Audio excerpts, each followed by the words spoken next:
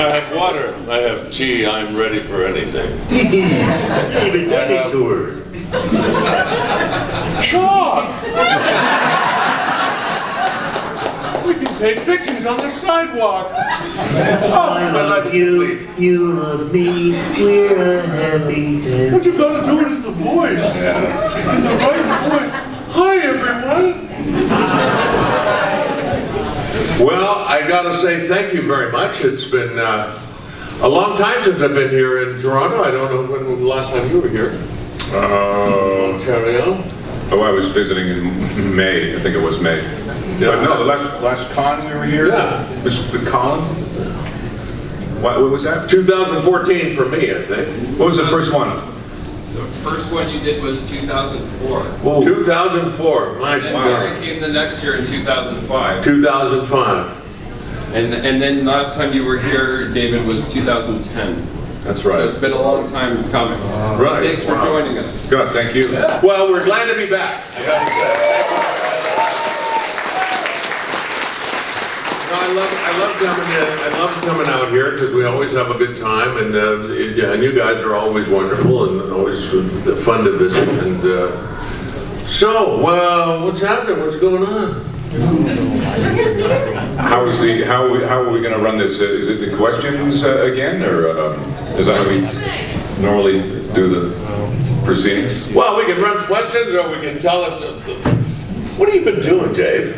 What's been going on with your life? I hear you're doing a lot of traveling lately. I guess I have, Gary. I don't know. Yeah, so it just, sort of quick history. I left Vancouver, when did we leave? 2007. Yes. And because I was on an airplane almost every week heading down to LA.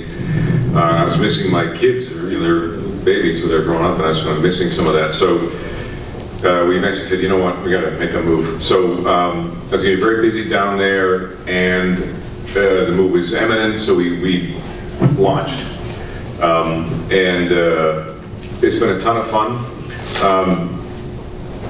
We live in a place called Toluca Lake, which is sort of Bing Crosby. It's going way back, but it's sort of Bob Hope, Bing Crosby, and that part of the studio system. They all lived. Mark, you've seen the neighborhood there. Terrace Ron lives around the corner. Joe Montaigne lives in who's behind us again? Megan Trainor is behind us. Oh. It's sort of it's like Beverly Hills, but it's like toned down, and it's close to everything. You're Universal. Melissa McCarthy. Melissa McCarthy lives over there. You see those people, Matt. You see them like in stores. It's Shopping. It's bizarre. And so it's been a lot of fun.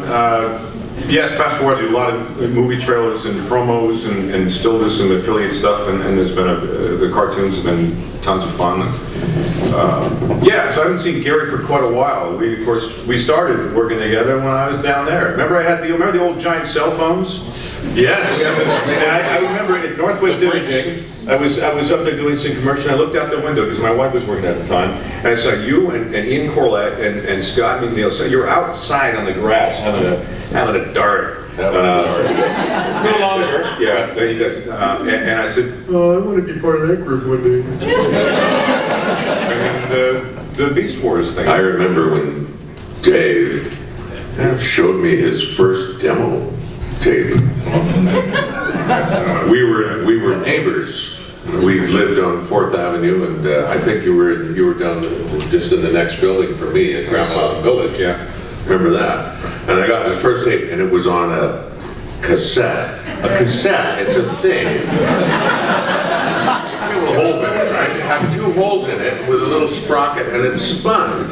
And you stuck it into a machine, and it made noise. It's called a cassette. For those of you who have never heard of a cassette, it's a new word.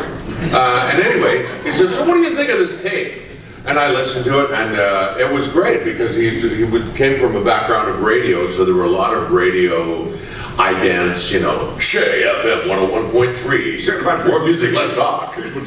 All right, news at 5. Shotgun killing. I don't know what that is, but they used to do that, right? Yeah, we used to do that all the time. And I said, you've got a career. You've got a career ahead of you, Mr. Kaye. And then we started doing cartoons. And I think the first cartoon we did together was No, I know what it was. Was it G.I. Joe? G.I. Joe. That was the first thing. I was because I was General Hawk in the very Yeah, first you thing. were General Hawk, and I was Metalhead and That's right. Pathfinder and all these other. And what was the other one we did too? It was like with the blue alien people, Draconis and that was called Exo Squad. Exo Squad. That's right. Marcellus. You remember that? Exo Squad, you know, if they did Exo Squad again today, it would be a killer. Yeah, I think it'd be good. Because the writing on that script and those storylines on that show were absolutely wonderful. Gordon Hunt was the Gordon Hunt, Helen Hunt's dad, was the director. and then the Transformers thing kind of showed up a little later. Was it 93, 90? Yeah, 94, 93. I really didn't watch the first. I never was familiar with G1. I watched Bugs Bunny and that's the cartoons I used to watch.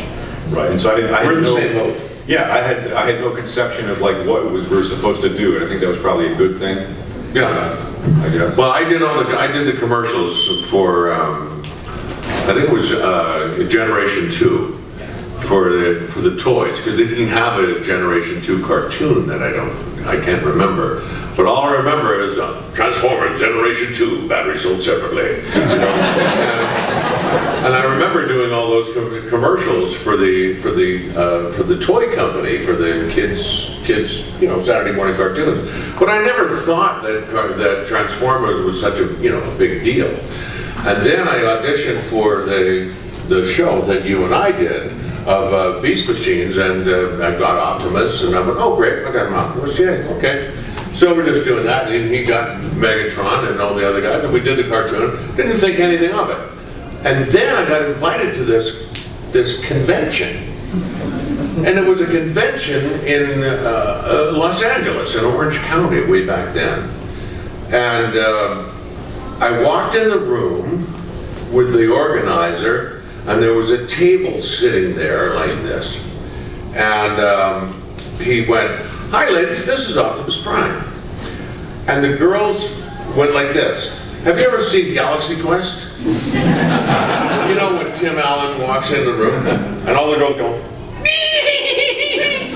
well, that's exactly what they did. They went like this. I went, what's wrong with them? What's wrong with them? And they said, well, they're just happy to see you. And I went, well, that's okay, I guess. And then we got pulled up on stage, and there was this huge crowd, and they went crazy. And I had no idea that it was such a big deal. And I thought, wow, okay, I'm part of a big deal. Yeah. So now I have to be serious about this cartoon thing. So it was, and ever since then, we did all the iterations of the cartoons, and plus thousands of other cartoons after that. And it's been a really fun time. And the culmination of it is coming here to meet you guys and say hello and answer any questions you have. But for me, lately, these years, my cartoon stuff has slowed down. It slowed down for quite a little bit because it became, the trend was for the younger, higher, squeakier, Strawberry Patch and My Little Pony. I think you would have made a great Strawberry Patch. I was never really good at it. And My Little Pony and all these things, they had all these really high young voices, and so there was no room for a big guy like me. So I've concentrated more on doing movies, and so I've been doing a lot of movies, a lot of TV shows, and having a lot of fun with that. And just recently we're starting to go back into cartoons. Unfortunately, I can't talk about some of them because they're still, NDAs. But needless to say, they're fun, they're exciting, and some of them have voices that I've never done before that I'm doing. So that's kind of exciting. So stay tuned. I'll keep everybody informed of what they are. And that's my life. Got remarried a few years ago. That was fun. 5 years ago. Yeah. is a hell of a party, I gotta tell you. But, you know, so I'm becoming a grandfather in December. Little girl. My stepdaughter is absolutely tickled, and my wife is. I don't know what it is about women when their daughters have kids. It's like, I'm a grandma. I'm going to be a grandmother. And I said, you're excited about that? And she goes, yes, because I get to play with babies again. So she's really excited about that. So that's my life in a nutshell. My health is good. Everything's fine. You know, still in my hair. You know.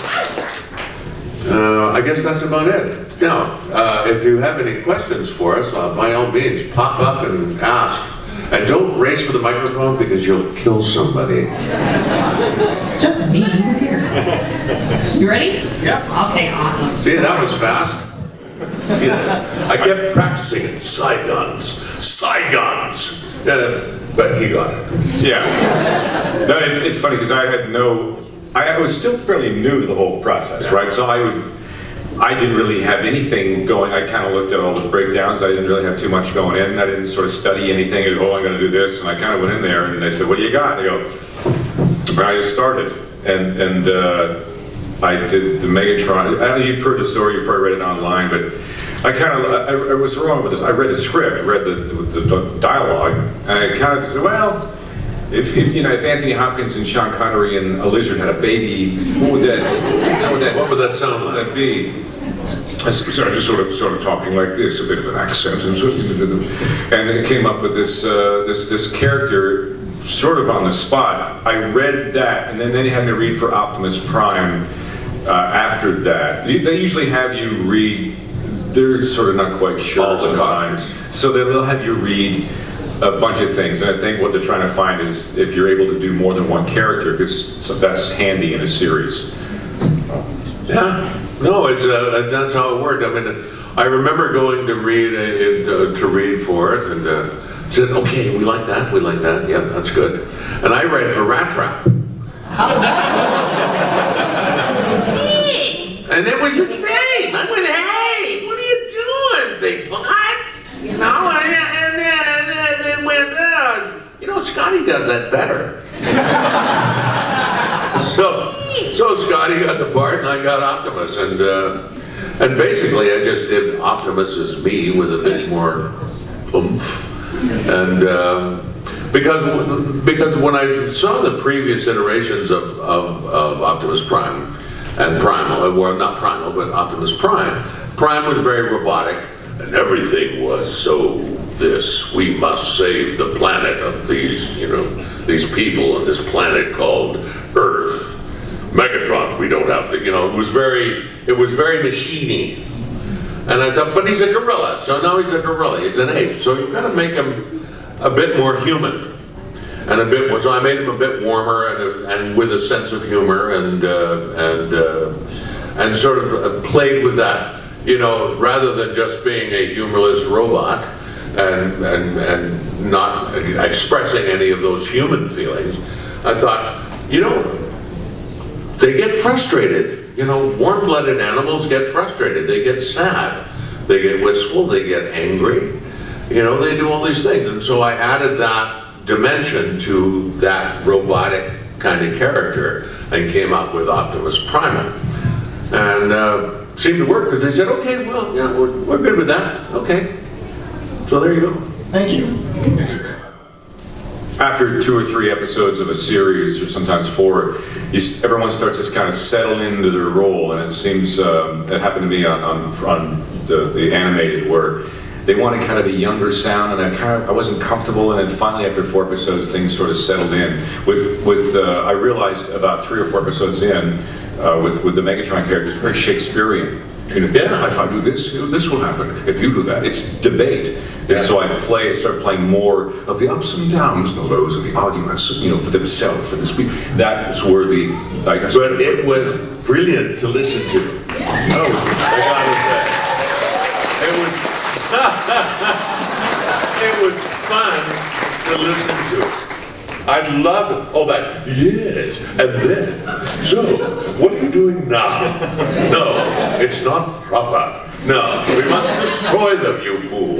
You know, all these things, and I'm just going, yeah, because that's what Megatron's all about. He is that guy. I actually stole the voice. I stole his voice for a show called Nexo Knights. You know that Lego cartoon called Nexo Knights? Yeah. I am Magma, and I am a villain, and you people really, really annoy me. You know what I mean? So I stole his voice for that character. Sorry, Dave. Because as soon as I saw the character, I went, oh yeah, I'll do that. That's Megatron. But kind of a gay Megatron, but I wouldn't have played, you know. yeah, you wouldn't have played the game. Yeah. Yes, sir. This question is more so for Garry Chalk, but if you have an answer, I'd like to hear it too, David. Have you had the chance to check out Reboot The Guardian Code, and if so, what are your thoughts on that?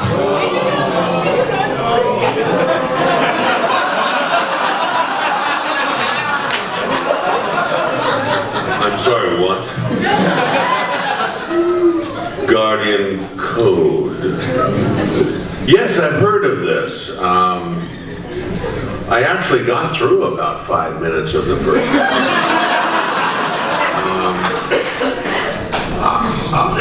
Not that I'm biased or anything, because I'm not.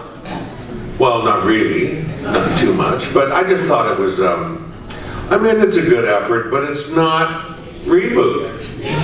It's you know, it's kind of a. I don't know what's the name of this guy, Mystery Island or something. You know, it's as soon as you take real people, and then you stick them into a cartoon, and I'm sorry, it didn't work for me.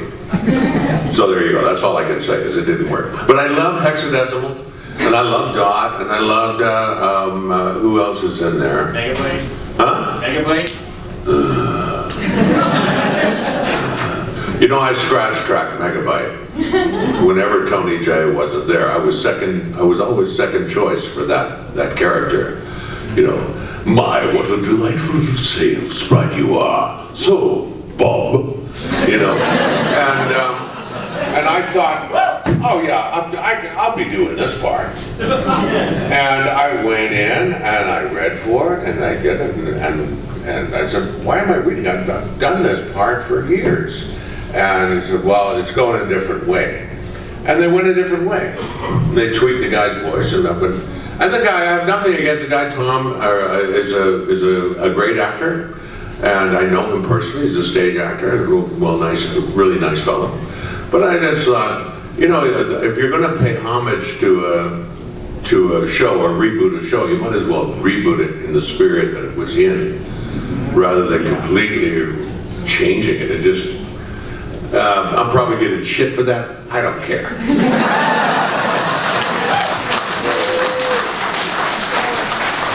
You know why? Because I'm old. I know my career is, in the twilight. I'm in the twilight of my career. I can say anything. Isn't it? Okay, hear me. Yeah, go ahead. I would say I like being in the room with everybody. And when we were doing, dubbing, I don't do any of that anymore, but when we did dubbing, you're just by yourself and you're trying to the lip flap, so there's no room for pontificating anything. You have to, get the thing in and scream. So I was fine, but I didn't have as much fun when we were all in together. There's just so much more great energy there. When we're doing ensemble, it's like this. When we're doing ensemble playing, like everybody's in the room, it's more organic. You're feeding off of each other, and you get a way better performance. You need to pull Gary's finger. There you go. Pull my finger.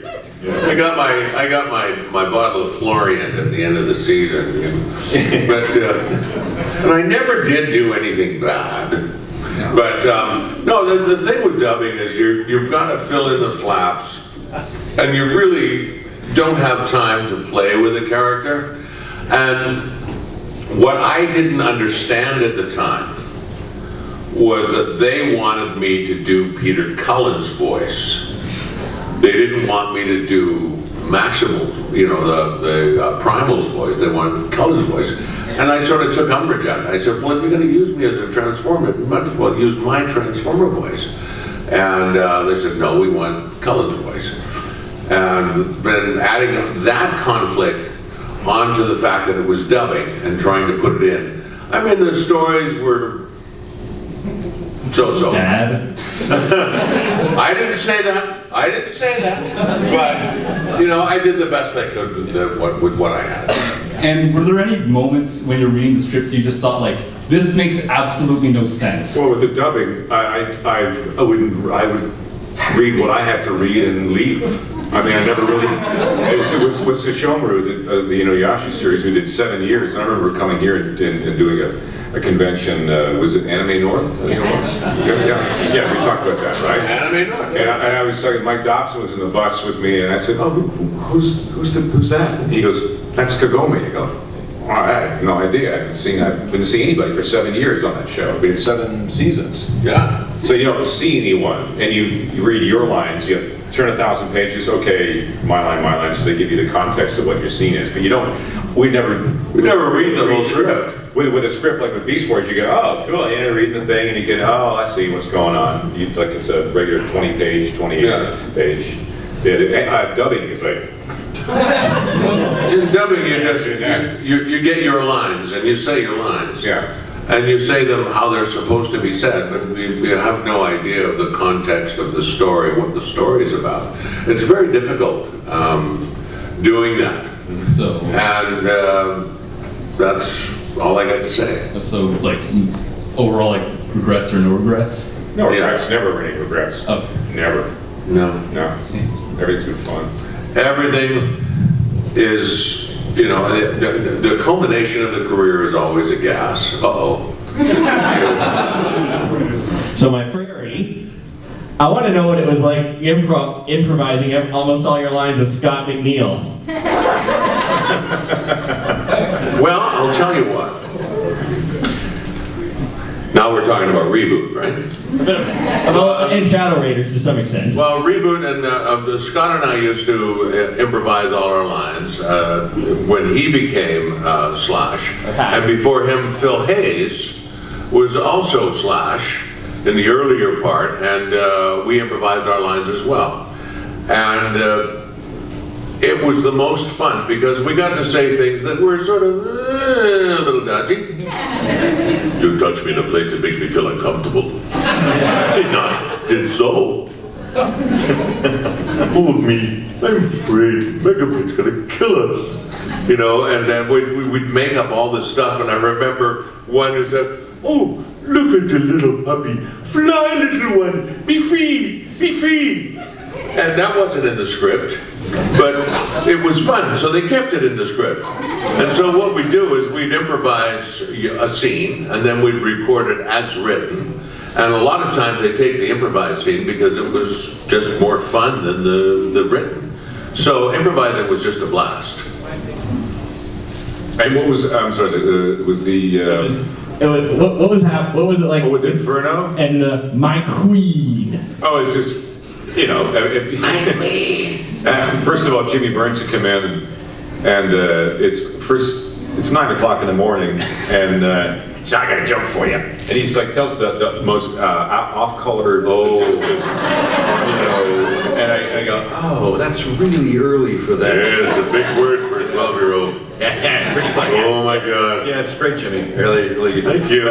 But it was just, he was standing right beside me, and he just react off his way he plays it. He says, my queen, don't call me that. It's you just react however you're supposed to react, or what it felt. I remember just, The royalty! Yeah. The royalty! he was a bit mad watching these guys going across the other. Don't call me that. Ever call me that again. But he's still around, he's still going strong. Yeah. As our Jimmy Burns. Yeah. A date with anyone in the world, past or present, and why?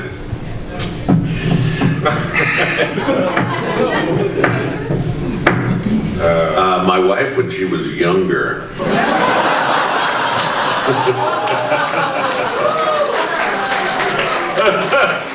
Because, you know, we only been married 5 years, but we got married late in life, but we've been friends for 35 years, over 35 years.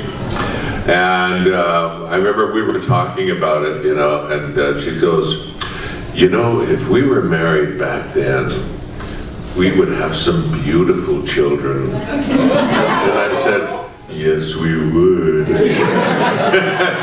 But hey, we have our stepkids, and that's great. So if I wanted to go on a date, that would be my wife when she was, you know, 35 years ago. There you go. Do I have to answer the wife thing too? No, you don't have to. It's not the wife that said it. Anybody. Yeah, gosh, I don't know. I think Catherine the Great would have been interesting. Yeah, but the horse would have killed you. Yeah. I do have a penchant for strong women. I married a Sicilian, somebody who ruled like that would be quite interesting. Yeah. Yeah, but Maria's beautiful, man. Yeah. She's a lovely woman. Yeah. I love her. She's got the gap in her teeth, like the Madonna gap. That gap. Oh yeah. No, well. Yeah. She's gonna get it fixed one day. I said, don't get that fixed ever. So yeah, we've been married 31 years this August. 31 years.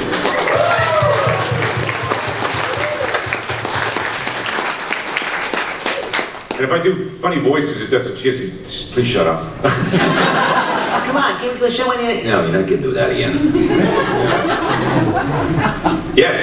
Hi, my first question is towards David. Yes. What's your name, first of all? You don't want to hear it. It's hard to pronounce. It's like No, it's not. We're professionals. What's your name? Where are you Let's from? just say- Just where you're from. Hungary. You're from? Oh, excellent. Oh, one of my favorite wines, Tokai. I love Tokai. So let's just call you Baldy because that's the. Servus. Thanks. So my first question is towards David. Which character did you prefer voicing, Megatron or Optimus? I would say, you know, Megatron, the villains. I had trouble with the first little while with Optimus because I kept, every time Sue Blue would say, okay, Megatron, I go, oh, that's not me. Yeah. Yeah. I have to be, you know, because they wanted, for the Optimus character, the direction was, when you start talking, we want the rest of the other Autobots to roll their eyes like, oh, here he goes again. It's like, you know, we have a job to do, and it's like, they're like, oh, God, what time is it? So, but for, like I said, for Megatron, it was that Shakespeare, and I was a big fan of Shakespeare and debate, you know, to be or not to be, that is the question. There is noble in the mind, this sings and airs of a righteous fortune. You know, it's a back and forth. So I love that, playing around and being able to take a moment to just let the feeling sink in. What am I thinking? You know, and then do something brash. And yeah, so it was all those levels and fun to play around with. The direction with Optimus Prime was to keep him, you know, he's a hero. You know, gotta go get Megatron. Yeah, who's with me? You're at transform and roll out. That was the direction. Like, keep him, you know, in here. Don't be going off and doing all this crazy stuff. So Megatron's definitely a lot of fun. I mean, I love them both. Megatron was a fun time. They had the best lines. They're written Bob Forward, Larry DeTille, Oh, those guys. my God. Yeah, they were great. And my other question is, which character from Beast Wars did you think was the best to have conversations with? That's a great question. Garry?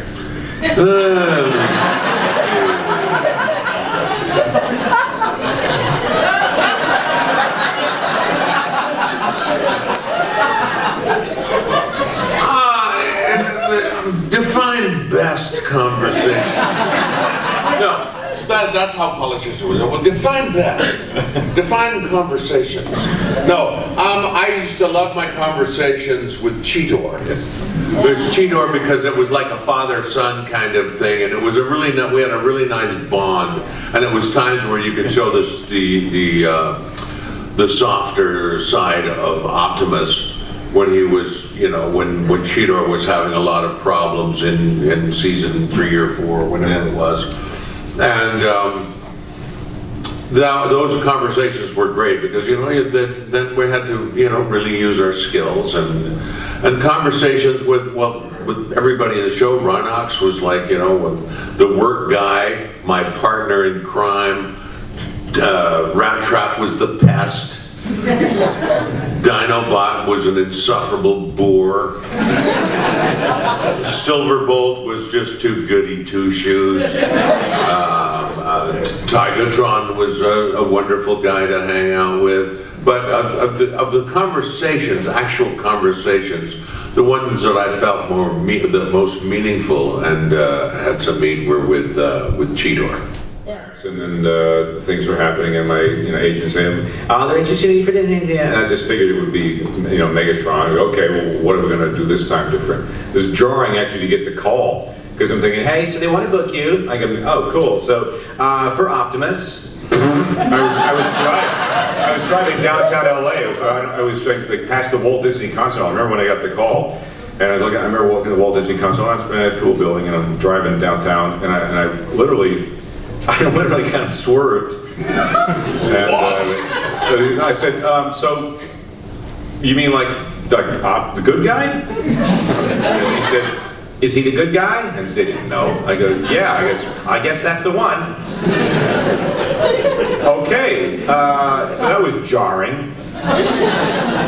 Feel my pain. Yeah. So that was just trying to adjust to being, the straight guy and keeping it, and that's a hard job in itself. To be the straight's tough. Because you have all the crutches as a bad guy. The villain always has these things, but the straight guy's got to, that's a tough job to do. Is to play that and make it sound, real in a show. Is to be the guy. So it was a little too tough. What was the second question? My second question is, in Beast Wars, were the yeses scripted or did you throw those in? That's good. There was one yes in the script, and it was the first or second. Do you remember this? First or second script? There was like something, yeah. And so what I did, I think it was, I switched, there was a yes at the beginning after someone said something like, yes, blah, blah, blah, blah. And I switched it to the end. And those are, yes. And then Sue, oh, I like that. She looked around, I like that. Yeah, David, let's try that again, and maybe pay. And she wanted, and she sort of said, let's stretch that out. And said, yes. And then when excellent came up, I did the excellent, yes. And so, and also the no was not scripted. And it was like the Shakespeare thing. The one scene I said something yes at the beginning, somebody said something else, and I went no, and it was so it became a thing. And little did I know, I never would have ever guessed that I would have a catchphrase. Well, it was, There is a compilation on YouTube of all the yeses. Yeah, it's funny. I love it. I was saying I'm going to repost that this weekend. We call it serendipitous accident. Funny. Great. And it worked beautifully. Thank you. You were very sorely missed in Power of the Primes. That's right. In Power of the Primes, the Shinema series, you were very missed. Oh, very missed. Yeah, because Ron Perlman just did not immolate you at all. Well, the thing about Ron is Ron is like any other actor. We try to put our own stamp on what we do. With me, with music, I'd like to take someone else's song and do it my way and play it my way. And the same with the voices, the same thing with Energon. I tried to put my stamp as Primal on Prime, which is basically sort of a different character. Now, I know Ron Perlman, and he's a lovely man. I played golf with him, and he's a good guy. And he just was given back. I've watched a little bit of it, but to be fair, just like, we've had to take a couple of episodes to settle into our role, I think Ron needs a couple of episodes to settle into his role as well. Because it's very daunting when someone gives you an iconic character and says, okay, now you're this character. So how are you going to make this character fit with the overall lexicon of the different characters? And at the same time, maintain your own creative stamp. And so I say kudos to him to putting that character together. I don't mind. I've moved on to other things, and it's great. But I would like to see how he settles into it later on, because the first episode, to me, he was a little stilted, a little stiff. And that just comes with, you know, wearing a new shirt. I mean, how many people here are Star Trek fans? How many people ever saw the very first episode of Star Trek with Spock in it? Do you remember the very first episode of Spock? Spock was all emotional and all over the place and getting angry and getting excited. How long did it take him to go into interesting, Captain? How long did it take? It took like at least 1 or 2 seasons for him to settle into that Mr. Logic King. Because those first episodes, he looks nothing like he does in the later episodes. But he settled into those episodes, and that's what I say with Ron. You know, I could do it better, but there you go. Here's the thing. My Optimus doesn't kill people. My Optimus doesn't kill. Well, he had a may maim, may wound, and I sort of got so mad at the movies. You know, I was so furious at the Michael Bay movies.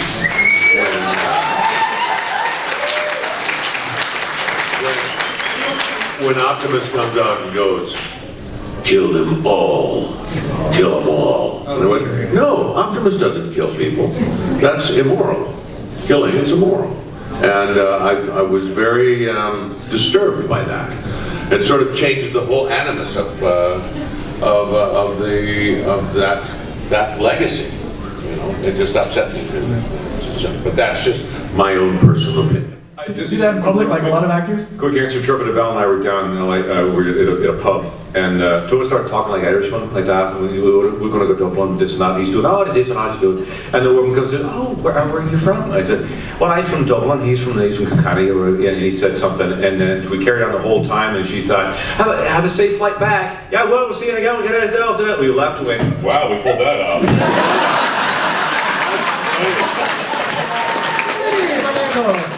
I used to practice out loud at Denny's.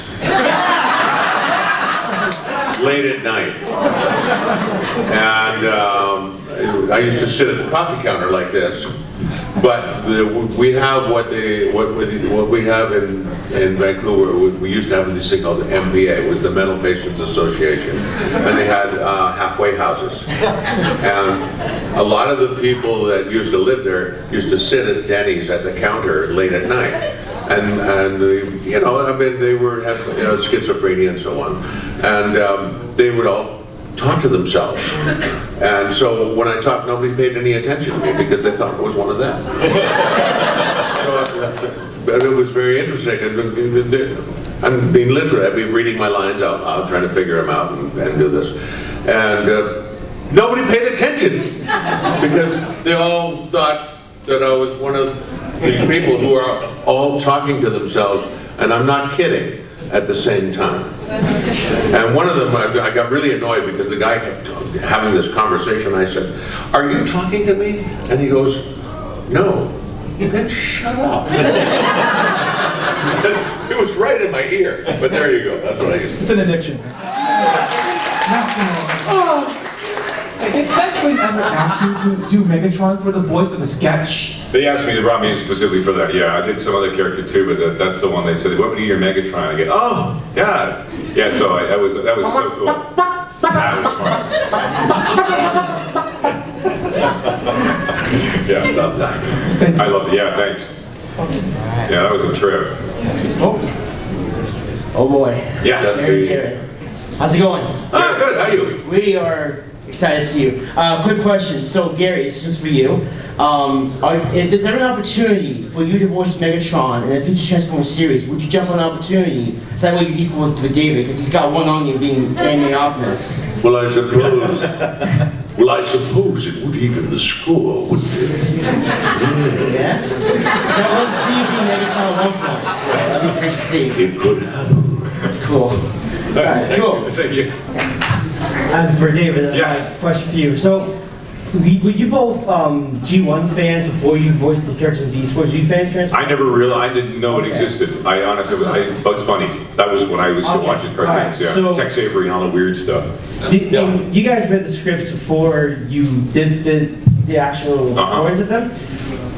My favorite part of Beast Wars was the agenda parts 1 to 3, the end season 2. Yeah. Was there any kind of emotion for you when you did the voice with Megatron because of like the situation he was in now his episodes, how he tried to turn the tide from him, the Predacons to overcome? Was there like any kind of emotion for everyone in the cast for that pinnacle, that ending, or was it just another day in the job for you? It was discussed that this is a turning point. This is a big deal. This so you're already kind of heightened. Yeah. And you got to really, okay, this is a little more. The stakes are higher here. Yeah, okay. Yeah. So we played it that. Sure, you have to feel that. Yeah, definitely in that part, it felt like for me that it was Megatron's most vulnerable and dangerous, but also calculated point in the show because of like how serious it became. Yeah, absolutely. Yeah. We've got a couple of questions. Yeah, great question. Thank you. 2 minutes. I love the purple and the red. I know. It's a duality. Nice one, guys. Hey. My question is, did you both grow up knowing that you wanted to be in the performing arts, or was this something you just kind of fell into and ended up in? I did my first show at 7 years old. I played the shoemaker and the elves in a student production at my school, and I loved it. And then my first television appearance, I was 10 years old, and I sang in a choir for Don Maurier's Saturday morning kids party. I was in a public school play. I think it was in 7th grade, and we were doing Oliver, and I thought I was going to get the part of something, and I did no lines, and they put me as a server, and I said, I want to do what they're doing, and I was all bummed out. So I know I wanted to be a little more front and center. That was the first time I remember wanting to be front and center. But yeah, I think it's always been there. Yeah, it's always there. I did Dr. Brownlow and Oliver when I was in grade 12. I wanted to do something, If I wanted to speak and have a role. Next. Thank you so much. You're welcome. Yes. Yes, sir. Go ahead. Hi again. So Garry mentioned that his most relevant or his most liked conversations was with Cheever. Because of the father-son relationship. On the flip side, though, Megatron treated most of his flunkies as such, but it always seemed like there was some sort of deeper connection, possibly with Dinobot, mostly because he kept trying to clone him. Was there any direction to that? Did anyone ever tell you, David, to play up on that, or was that just sort of? No, it sort of became evident that. There's a similar thing going on. Yeah. There's definitely a connection there. He could be good on my team, but otherwise, I was in it for myself. Yeah. Really. And Dinobot was highly conflicted. Yeah. Is this the last question? Yes. This is the last question, I'm sorry to say. Given you guys' history with the Ocean Group, I'm a big fan of them. I've been a big fan for a very long time. Has there ever been planned for a reunion of the entire Ocean Group planned at all for the upcoming future? What's again? A reunion for the Ocean Group, like all of us that went through there? Through Ocean? All of you guys, like between Sarah Strange and Scott McNeil and... Oh my God, that'd be a hell of a plan. There's so many of those people, they're all over the place. You got Terrell Rothery and myself and him and Scott and Ian, Doug, Shane. Everywhere, yeah. There's so many of them that they've all gone on to other careers. I mean, Terrell Rothery's doing very well in the movie industry as well. Shane Meyer is another one who's gone off to do other things. Jimmy Burns in the music, and there were probably about 40 of those actors. And here's the thing, I get to work with most of them all the time. So it's kind of fun because I see them all the time. But Ocean Sound, yeah, Ocean was fun in its day, but not anymore. It's not doing very much anymore. Yeah, it was fun. Fantastic. Thank you so much. Thank you. Thank you all.